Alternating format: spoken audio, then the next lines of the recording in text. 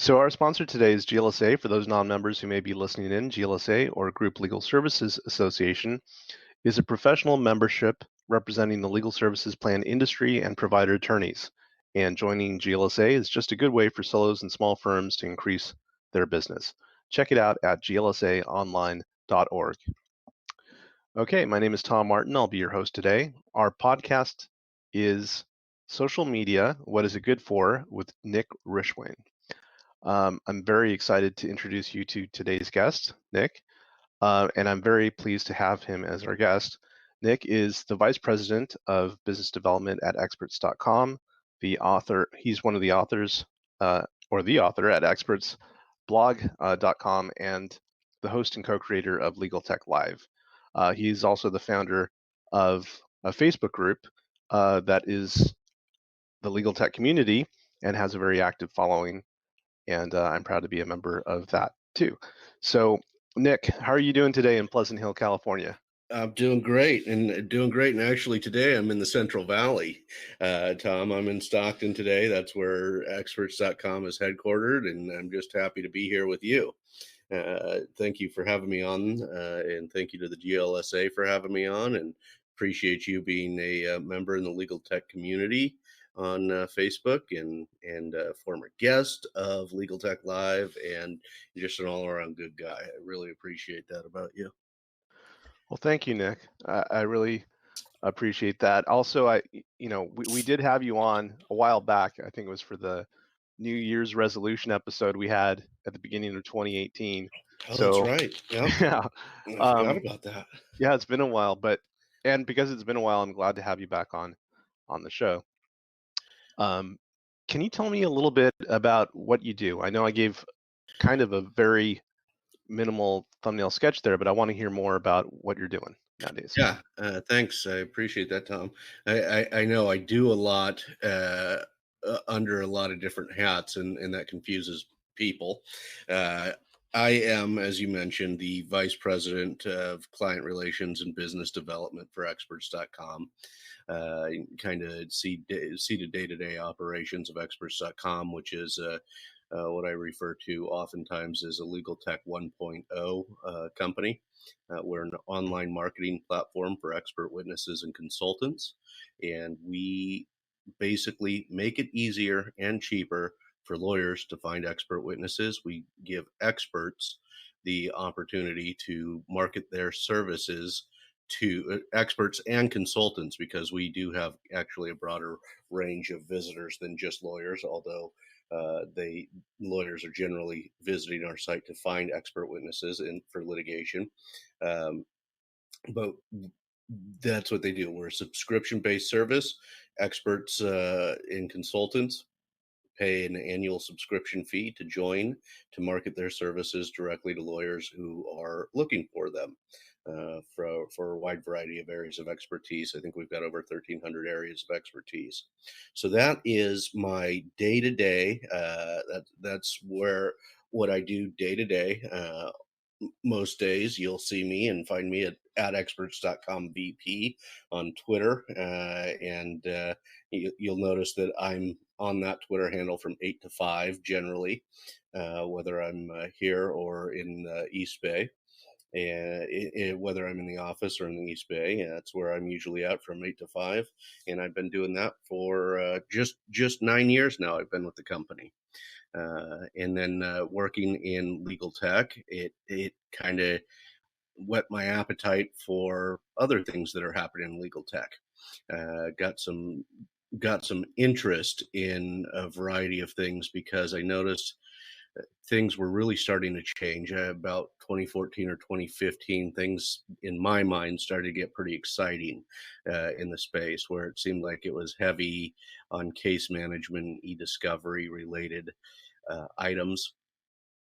In the legal technology space, I started to see a lot more things such as your own Law Droid, and issues with bots and artificial intelligence and natural language processing and machine learning and automation, and things were just really heating up in legal technology. And I saw what I hope will be a continued warming in the space and a lot of new companies popping up, whether they're servicing law firms, whether or servicing consumers directly. I started to get excited about the space, wanted to know more about others who were doing things in the space that I'd been working in for 4 or 5 years, and so started this show, Legal Tech Live, which is an online video show, which we push it directly to the Facebook legal community group, and then it's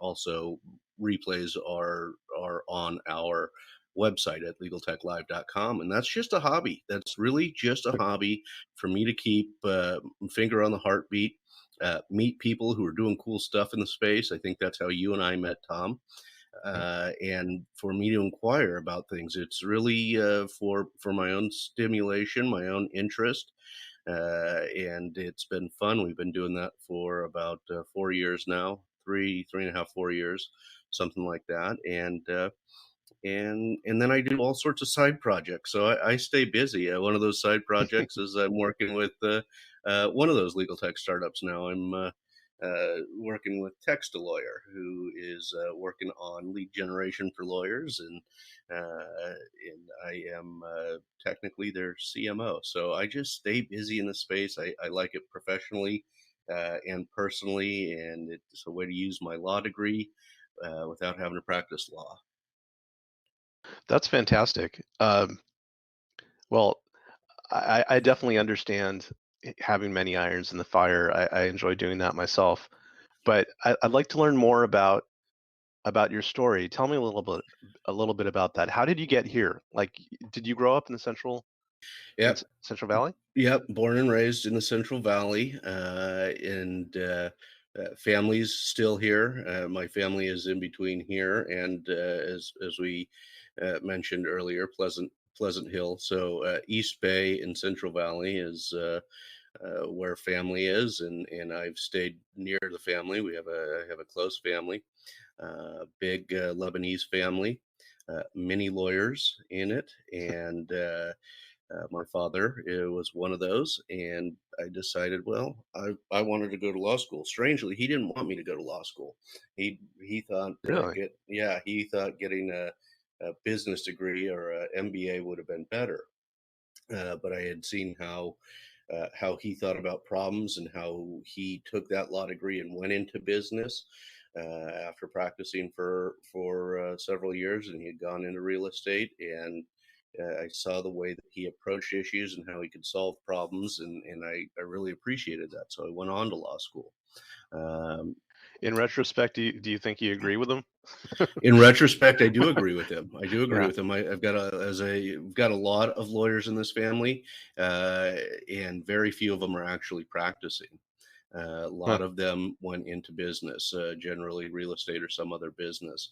And in retrospect, I do I agree with him? That's tough because there is that analytical thinking that that the legal education gives you that I do think is really interesting and invaluable in many respects. But I did have to then go on and learn anything I've learned about business since then has been outside of law school. So so it's one of those things that law school doesn't teach you. Yeah, for sure. And just going back for a second to experts.com, you Sure. said you've been working on that for 9 years now, right? I've been with the company 9 years. So before that,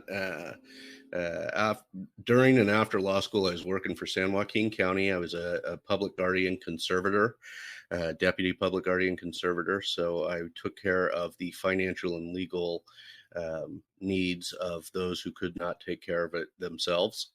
And it was essentially in mental health for the county, Yeah. and acted as a guardian and conservator.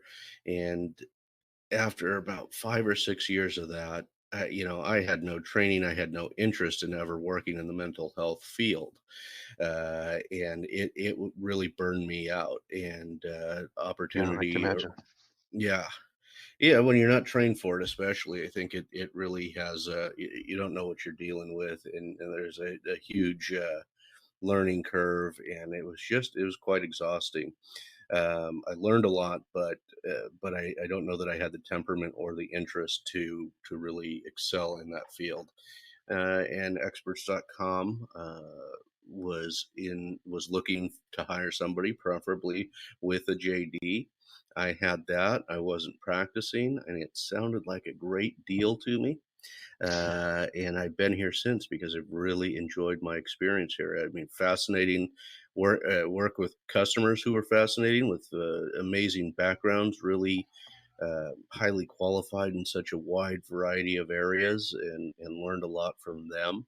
At some point, I started teaching them about the marketing aspects of things, and eh, learning about how they could better do this themselves and with our service. Of course, we want them to be on our service, but we want that to complement their other marketing efforts.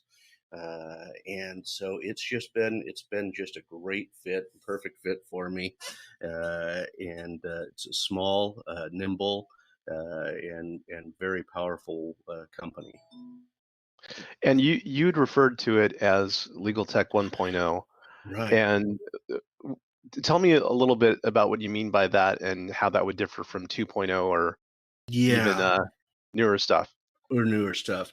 So I think it was, Nabil Zoomout, our CEO, is a really innovative guy, sharp guy, uh, and and he was when he created experts.com. He was a bankruptcy attorney, working down in Fresno, and he was starting to do Google, when 1996 Google searches were kind of up and running, and he was doing Google searches and seeing what information he could find about people online when he needed an expert for a trial or for litigation. And so he came across, boy, I have to call this broker, Mhm. and I have to ask them, hey, do you have anybody in this area? And they would then send him 5 blind CVs, so you don't have anybody's name, and you pick one that you think might be the right person, and you don't get to communicate with them prior to hiring them, and, and then you have to sign you gotta do a oh, what is it, finder's fee, and then there's a markup on every billable hour. And he thought, boy, this is inefficient, it's costly, and we need to, and with the internet and with the information that's available on the internet, I should be able to do this without the middleman, essentially. Mhm. And so that's how experts.com got started. It was, in fact, supposed to be a practice management system.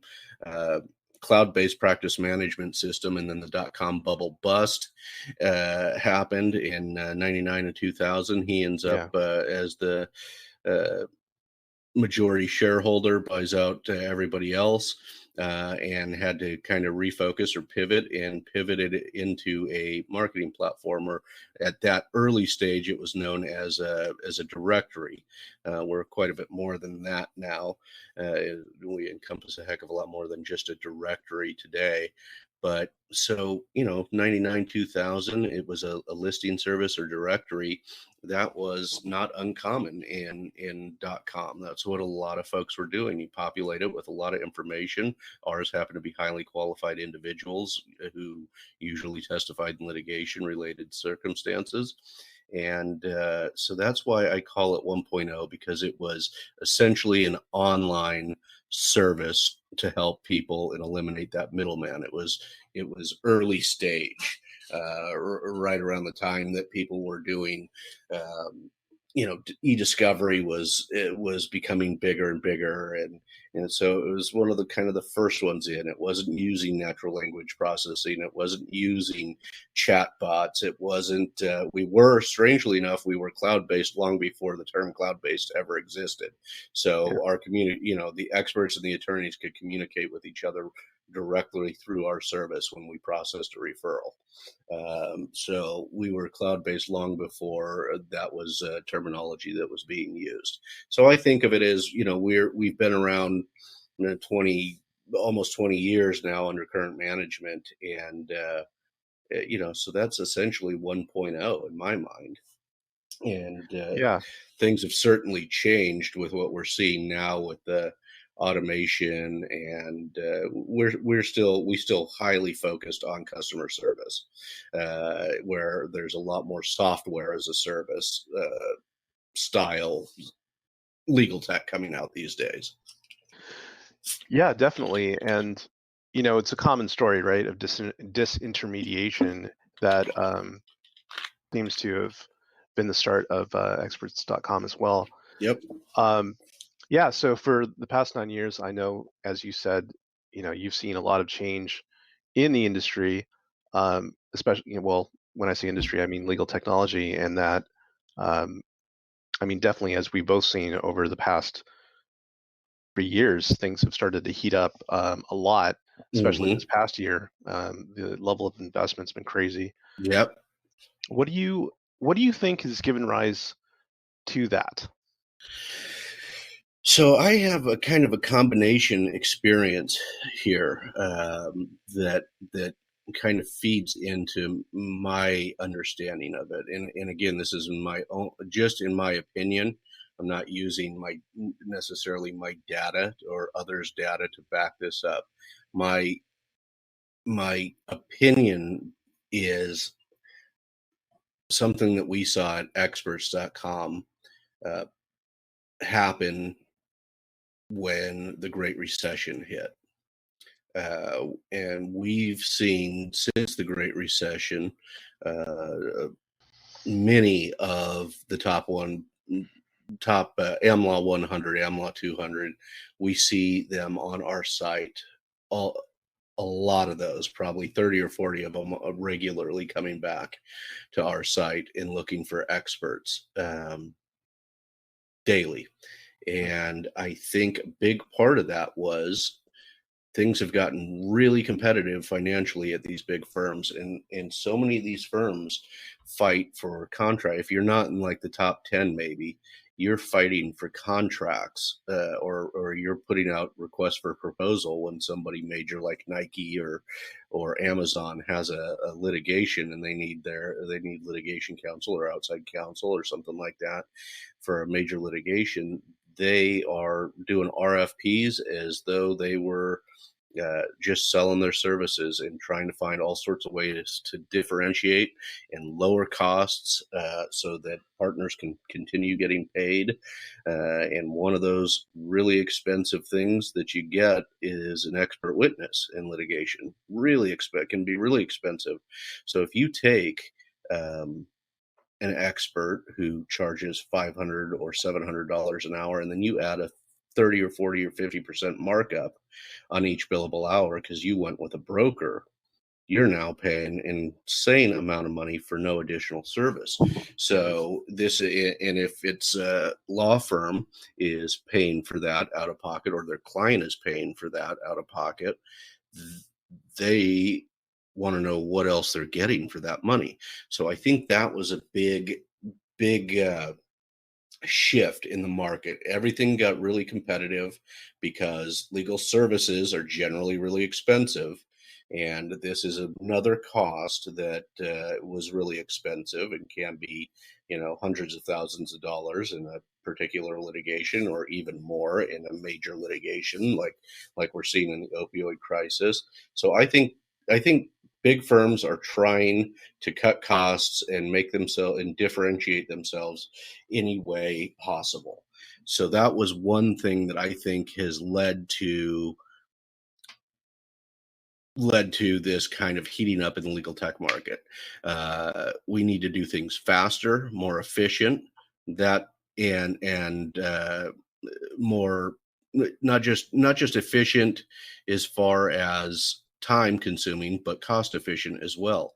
So I think those things are major contributors to what we're seeing is the legal tech boom, if that's what we're calling it, or the early stages of hopefully what we'll see as legal tech boom. I think the Great Recession was a huge contributor to that, and I also think that many people who were practicing uh, in during the Great Recession and were potentially laid off, went off to do things similar to what I have done. Is how can we use our legal education in a different way, and maybe sell a service to big law, or sell a service to solos and small practitioners, so that they can see, so that they can do their job better. So I think there's a lot of that going on, and I hear about this from solos and smalls as well.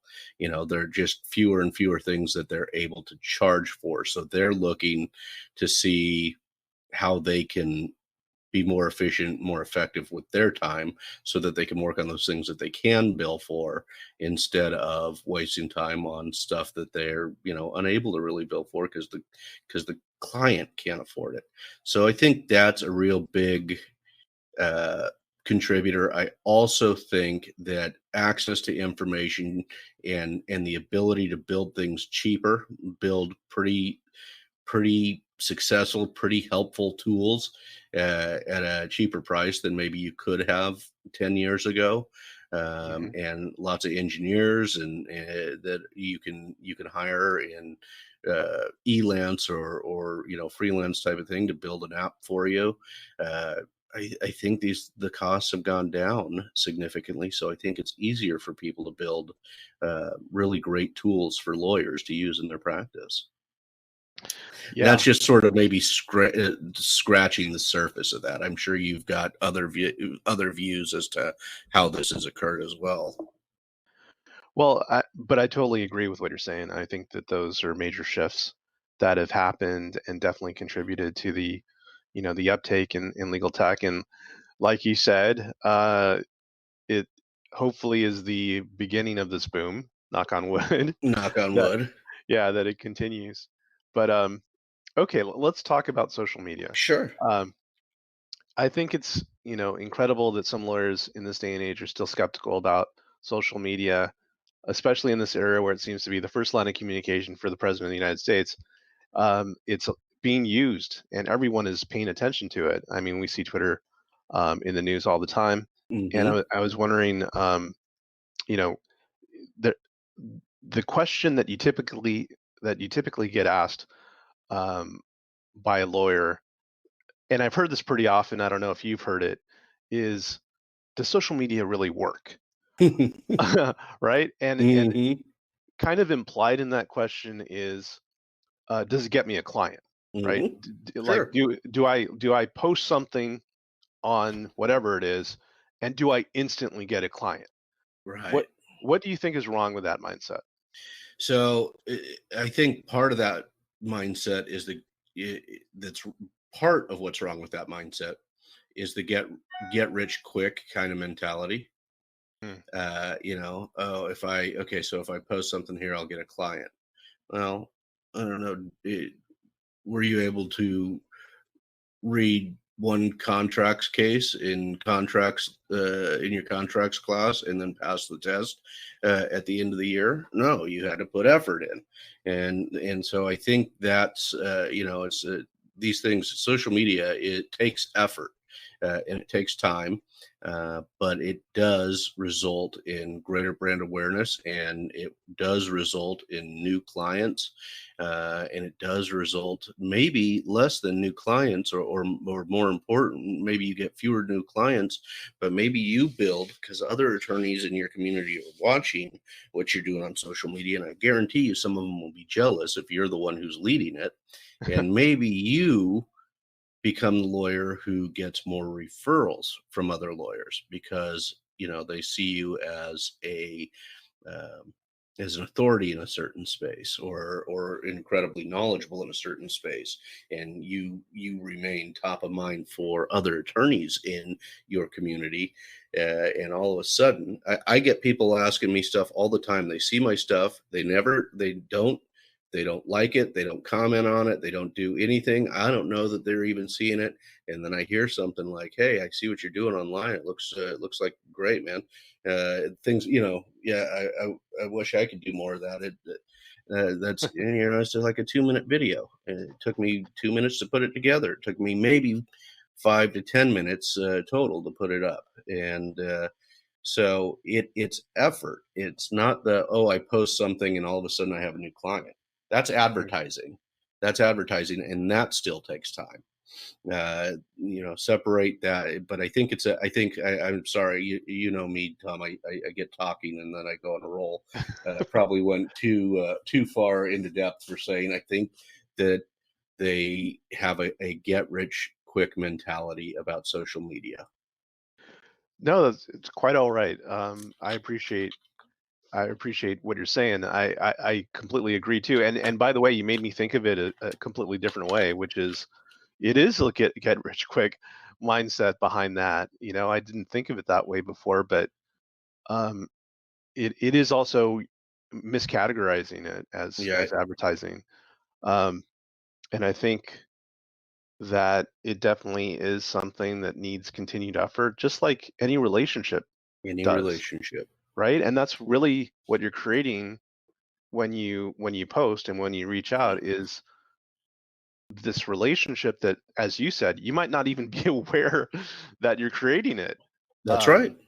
yeah, because people are following you or watching you, and they develop that, and so And I'll give you this as an example. The quickest example I can give you is you and I got to know each other through social media. We've met once in person. it's true in New We Orleans. in New Orleans, yeah, and we and I have to tell you, and you don't have to reciprocate here, but I'm very fond of you. I think that you're a very decent stand-up person, and I like that about you, and that's all been through our social media communications and meeting once in person. That you're right. Um, and actually, when we did meet up in New Orleans, I wish we had more time to hang out. Yeah, You know, yep, and I'm looking forward to the next time that we do. yeah, Um, and so that's just proof of the relationship building. yeah, You know, yeah, and that's how lawyers need to think about it. And you can advertise through social media as well. And I ex- actually think that you should, but I don't want I want people to use it as building relationships with those in your community, those outside your community, who then uh, may need a referral. Somebody in New York's always needing to find an attorney in California, or vice versa, or somebody in Nebraska is, hey, somebody reached out to me and they're looking for somebody in Henderson, Nevada. Do you know anybody? I mean, uh, it's not. Uh, this is a common thing I say to members about experts.com is by virtue of they're like, well, so where do you guys focus in California for your experts, or you focus, in the US? And I said, by virtue of being online with our right. domain name, we're international just by virtue of that. And we, serviced a law firms internationally on many occasions. So, and that's social media is very similar to that. You don't know who might be looking from New York or Pennsylvania at the stuff that you're doing in Paradise, California, if you're doing it really well, or if you're likable, or a variety of things. And you don't know when they might have a family friend who hears about you, a family friend who is in your area or near your area in need of a lawyer. Definitely. Um, you know, for old school lawyers, it it's kind of like, you know, going to the Rotary Club or going to some social club where, you know, you go out there for FaceTime to shake Yep. hands, rub shoulders, meet people, hand out your card, you know. Um, although I I could go into like whether or not handing out the card should be the primary thing, but Right. but it's kind of this, you know, it's similar in a way in that what social media does is it allows you to be social and to get to know more people than you would just sitting in your office. Right. So it's not that different, you know. Not. I don't think it's different at all. In fact, I think, Tom, at the conference that we were at together, and I think one I went to later last year, and then one I went to earlier this year. I, I didn't even. I think I came home with a 4 or 5 cards. I handed out maybe less than 10, and I only hand them out if somebody asks for them. But Yeah. what I will do, depending on the tech level of sophistication, is I'll go and connect with that person on Twitter, or I'll go and connect with that person on LinkedIn, uh, Right. and and and I rarely, the card thing. I maybe bring 20 cards to a conference. Yeah. Yeah. They are becoming a thing of the past. Yeah. Um, so let me ask you, for in terms of social media, what platforms do you use? Are they different from each other in what they can do? Why do you use one as opposed to another? Yeah, yeah. So I'm usually spend my time on the kind of the main four for legal technology and fun and family and things like that would be uh, Twitter, LinkedIn, Facebook, and Instagram.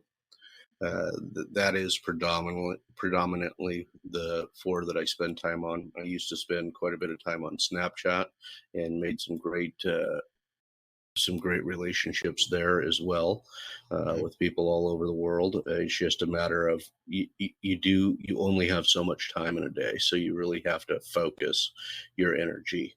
But Twitter seems to be, certainly in the legal tech and often in the legal space, a really great spot to really truly interact with a wide variety of people. And yes, I use each of these differently. Twitter is one of those places where you can really communicate with people that you couldn't otherwise get in touch with. I believe that's how I found you as a guest for Legal Tech Live, was through Twitter. Certainly in the legal tech space, Twitter seems to be the predominant force. It's also more fun than LinkedIn in my mind. For sure. Uh, and I, I like to have fun on Twitter. Uh, I like to have fun all the time. I mean, that's really, if we're not having fun doing these things, what's the point? Is kind of one of my frame of mind. But you can still do that professionally, and you can still have a sense of humor without being a bad person, or doing things that might come back to bite you. And I know lawyers are always concerned about that. Twitter is one of those places where you can have some really professional conversations, fast moving conversations, and get to know some folks who are going to potentially be referral sources, potentially be clients, because you're maybe out there sharing information. Certainly LinkedIn has value, but it's a ever changing sort of process over there. To all my experts, should you generally have a LinkedIn profile, as do most lawyers. Oftentimes that's the starting point for people, for professionals in social media, because they go, oh, okay, this one's related to business. I'm comfortable there. Uh, but it's a lot harder to show personality and likability and things like that on LinkedIn. Mm. I think, but it's a great way to showcase your knowledge and your expertise and your professional credentials. But I do see a lot of people just using it as a publishing platform like they used to do for Twitter, and less of an engagement platform. So I just see a lot of people posting article after, or link after link after link to article after article after article, and not doing a lot of engagement. So I think there's some problems there, because if you're really not engaging with people and communicating with them and building that relationship, uh, it's probably not going to do you a heck of a lot of good. Right. So LinkedIn, I think, has a way to go there, and they've also become really spammy. Mm. A lot of messages coming in, sales messages. Hey, we saw experts.com, or we saw text a lawyer, or legal tech live, and we'd like to do this for you. And you can just tell that they haven't read anything about you. So Right. yeah, I'm sure you get a ton of those. uh, Facebook is a different animal today, especially with the heat that they've been under by governments around the world. And there's a kind of a split between family and friends and professional. And I use it almost entirely professional. A lot of activity. You can meet with a lot of lawyers and a lot of potential clients in those areas where you have interests. So if you are your hobby is hiking or biking or something like that, and you are a personal injury attorney, well, you might be the only personal injury attorney in one of those groups on hiking or biking or skiing, snowboarding. Uh, and you can get to know people in there who may then have injuries later on, and you don't have to be in there just selling, hey, if anyone needs a Right. lawyer, if you're hurt, but if you're communicating, because you're already talking about the things that you enjoy personally, and then on top of that you happen to be a lawyer. Right. uh, so the groups on Facebook have become pretty powerful, maybe more so than anything else, because the pages don't your company pages don't get the kind of play that they used to, the kind of visibility that they used to. But you probably should have one anyway, and And you need one for doing Facebook ads. and you can have private groups too, right? You could It have doesn't have private groups. it doesn't have to be open to Absolutely. the public.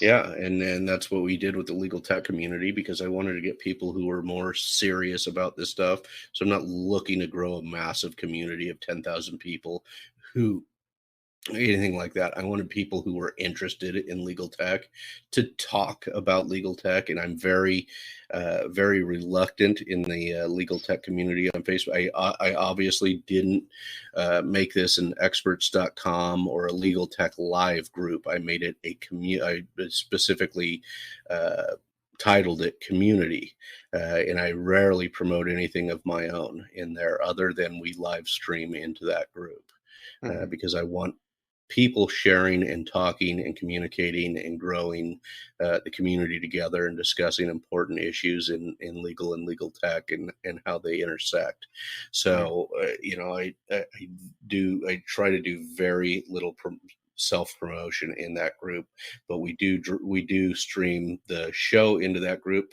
so that those who are interested can ask questions of our guests. So let's talk a little bit about types of posts because Sure. um, you know, one is the publication type post that you'd mentioned where people are just kind of pushing content out. It might be a link, it might be just a statement about something or a PR type release. Hey, we Right. just upgraded our app or whatever. Um, but then there's um, the type of post that actually gets engagement. And that's Hmm. where on Twitter, for example, you get an actual thread of people going back and forth talking about a certain subject. And it's actually pretty cool when it gets going. But I guess my question for you is what do you think creates that engagement? Because people certainly would want that, but what kind of post do you think lends itself more towards engagement than not? Are you talking LinkedIn specifically, or on just any Let's platform? say Twitter. Twitter.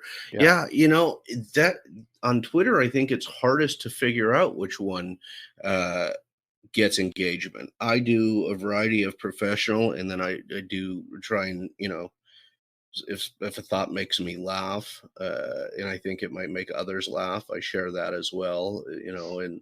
And some of those get the best engagement for me. Yeah. Seems to be. Uh, I've tried to cut out links with images in them, or posts with images in them, because or I've tried to cut back on that. I still do publish on use Twitter as a publishing platform, and usually those will have pictures, but those will get a few clicks and not much engagement, and that's okay. If somebody, I want that for those who are interested in that information to be able to find it. But it seems to me that Twitter has gone back a bit to its roots, and where more commentary, more text seems to get the most engagements. And certainly the polls seem to do a good job of getting engagement. You can run a poll over there, and if you've got a pretty active following, those do well. So Oh, right. if you're asking questions, the that type of thing usually does pretty good, because people want to answer questions, or Um, they want to engage and they want to share their 2 cents. So certainly this seems to have been common thread among social media for a long time, that if you're asking questions, and not just, a lot of the social media marketers will just ask questions solely for engagement. They don't, but it's really unimportant. I see in the legal tech communities, I see a lot more valuable engagement if you're asking a real question. Mhm. Hey, what do you think are the greatest attributes of automation? Can you give me your top three greatest attributes or characteristics of automation? What are the greatest three benefits if you're really interested in that topic? And people can usually know if you're interested in that topic because you've probably communicated with them about this issue before, and so they'll give back, and you can really do some great research on Twitter. Yeah, and I think, I definitely agree that a lot of the posts that are a little more personal, in the sense that they're casual and Yep. it's just like random stuff that we as human beings think think Right. about and talk about and laugh about. Yeah. Those are the things I think that really catch my eye and get me to participate, because on one level, like, we all know that, we're lawyers, we're professionals, or we're legal tech, you know, professionals, or what have you. We have some level of technical skill, but we're really not on there to be constantly engaging about that, Right. because, that would be boring. And you can see this. This is a real common mistake of lawyers. Is the new blog post is out and they shared it on Twitter, and then the next one, call us at 1-800 da da da da da, and it's entirely professional all the time, and they're using it strictly as publishing. Yeah. And I'll unfollow them. I'll just, I see a few of those in a row, and I don't see, or it's only retweeting something that others say. So you're not actually contributing anything personal or thoughtful or anything like that, and that gets real old real fast. And if people aren't liking and commenting on your stuff, pretty soon, because of the algorithm, they're not seeing your posts. So Mm. you may have 10,000 followers, but nobody's actually interacting with you, and so they stop seeing your posts because Twitter pushes it down. So what about live? I know it's been around for a while now on Twitter and Facebook, but how do you use it, and how do you think it's different from text posts? Yeah, so live, I think, is really great to get to know people, which is why Ivan Rakelin, my co-host, and I decided to do live video show, because there are a lot of podcasts in legal, a lot of in there, so they're not interactive. It's just one way, you listening to uh, whoever the host and the guests are, Yep. and there's great value there. There's no doubt, but it is also, I think, maybe a little bit saturated, and many of the podcasts are difficult to differentiate, uh, and some of them are really dry. But I found that I like being able to see the personality of those people that I'm interacting with. I've also found that it is the next best thing to meeting people in person. Mm. So I've built some really great relationships with people through doing the live interviews and being on live with folks, because and I've noticed that you really get to know, like, and trust somebody a lot faster through live. And I think that it has a huge value. Lawyers get to show a little bit more personality than they would through text only, and I've often found that when I meet people then in person, um, it's a lot more hugs than handshakes, because you feel like you know the person more than you would just through text. Oh, that sounds great. I got to switch over immediately. Uh, I just think it builds a better relationship or a deeper relationship. yeah. No, I get it, and I've seen the interviews that you've had, and yeah, they're definitely more engaging. Um, I appreciate so that. let's see. Um, Besides experts um, and the live, what do you post about? Like what? How often do you post? What would you like if somebody was asking you for the first time? Hey, I'm going to get into this social media thing. What what should I post about, and how often should I do it? Or are those Yeah, the so right questions to ask? I don't know that they're the right questions to ask. So I'm pretty comfortable doing it now. So I don't know if those are the right questions to ask.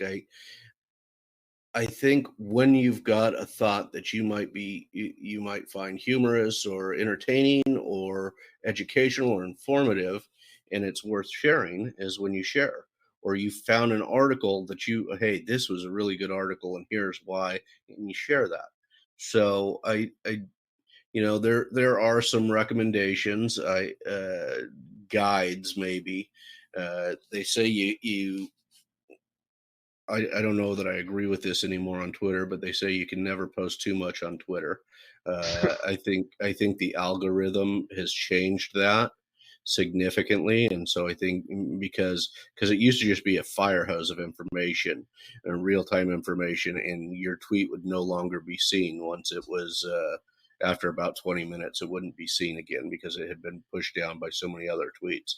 So that's why it used to be that frequent posts and repeat posts were so common. Now, that's not true anymore.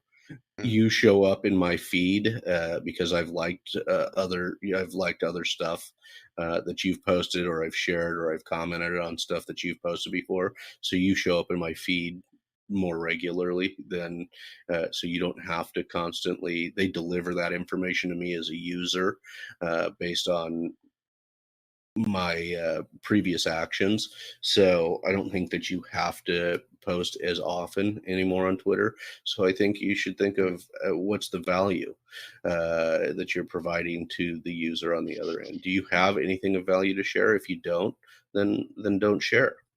But I think yeah. you do need to start sharing at least once a day till it becomes a habit for you. Until it becomes one of those things that you get used to doing. Okay, I've got one thing to share on LinkedIn. Maybe you don't have a comment or a text only post on LinkedIn for one day, but you found an article. Okay, well, in that case, you found something, you thought it was valuable, you shared it on LinkedIn. Do that. So I think you got to by starting, you have to share pretty regularly, um, just so that it becomes kind of a second nature to you to share things. Uh, Right. I think that, and look, I don't always have time to share. I'm pretty active because I'm often in the office. And so I have Twitter open throughout the day and I can interact on a regular basis. But there'll be days you won't see much from me. Other than maybe a couple of things that I've scheduled to share because I'm busy. I get that, but I always come back to it. Are there metrics that you track to see how your posts are going? There's metrics on all of these platforms that you can track. If you have the paid subscription on LinkedIn, there's uh, better metrics for you on Twitter Analytics, uh, and Facebook's got some great analytical tools for the standard sharing. I don't care as long as I feel like I'm building relationships with people that I want to build relationships with. Mm, So I don't really care what. Certainly, it's great when you see that 400 or 500 people have liked something that you've posted. That's, oh wow, that's interesting. Or 50 people have liked or commented on something that you've shared. Okay, well that's interesting. I wonder why that got so much more play than other stuff that I've done. Certainly, that's interesting to me, but it is not. It's a often referred to as a vanity metric, right. and not real useful to me. If I'm engaging with lawyers who might use the experts.com service, or I'm engaging with legal tech people that I want to have on the podcast or on the show, or those who might use our, service, who might be guests, or those that I've gotten to know and I'm continuing to build that relationship, or those who are friends, then that's the value that I see there. That value builds your brand. And I don't look at the number of followers, and I don't really care too much about the metrics. I care about the metrics if I'm doing paid advertising. Then I really care about the metrics. That makes a lot of sense. It's about building relationships, Yep. not numbers. Nope. Uh, so, what do you think the future holds for social media? Do you think it's going to kind of keep on this track, or what ways do you think it might evolve?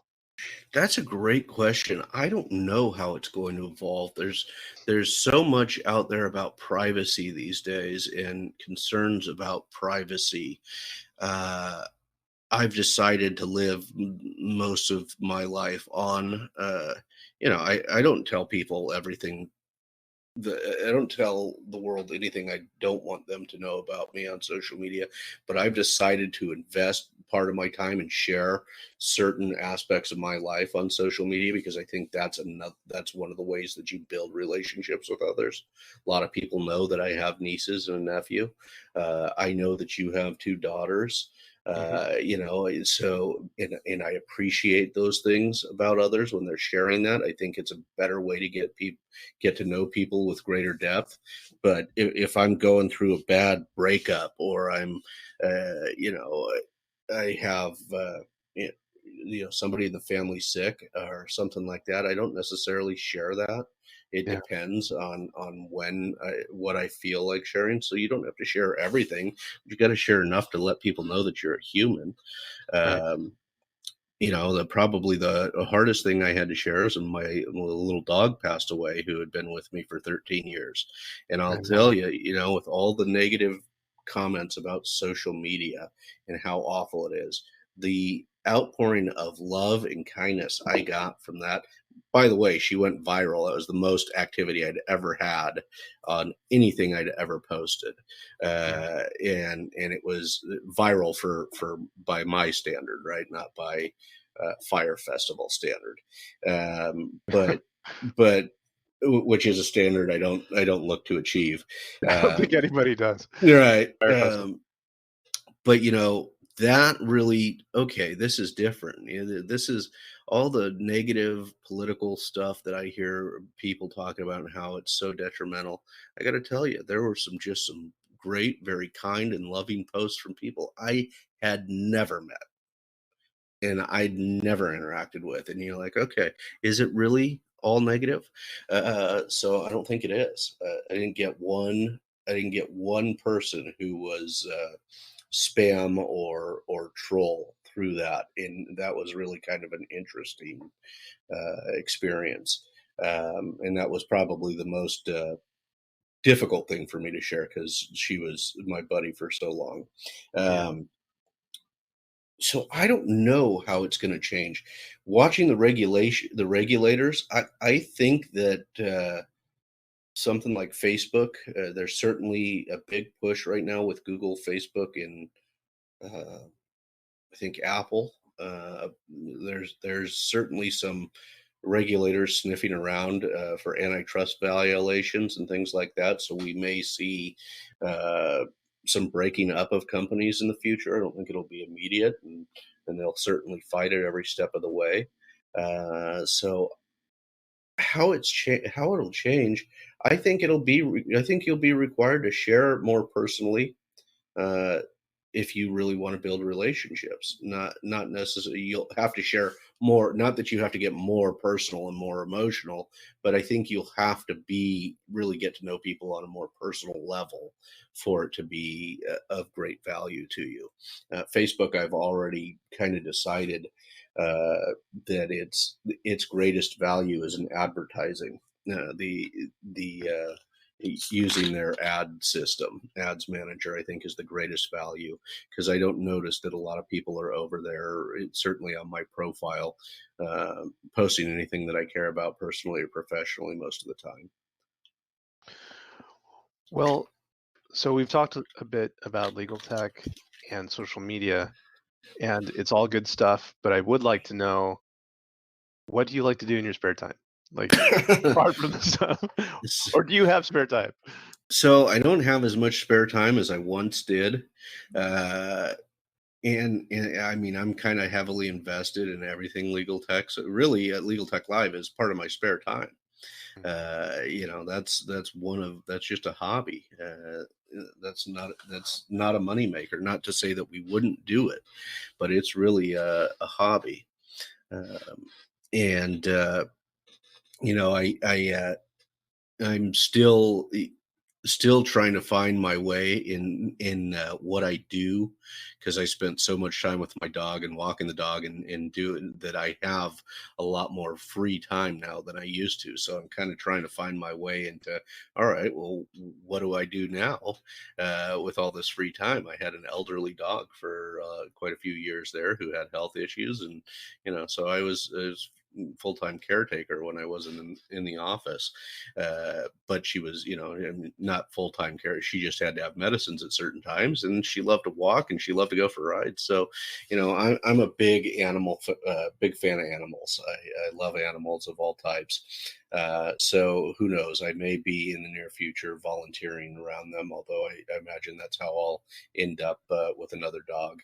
Yeah, Um, and I like going to Tahoe.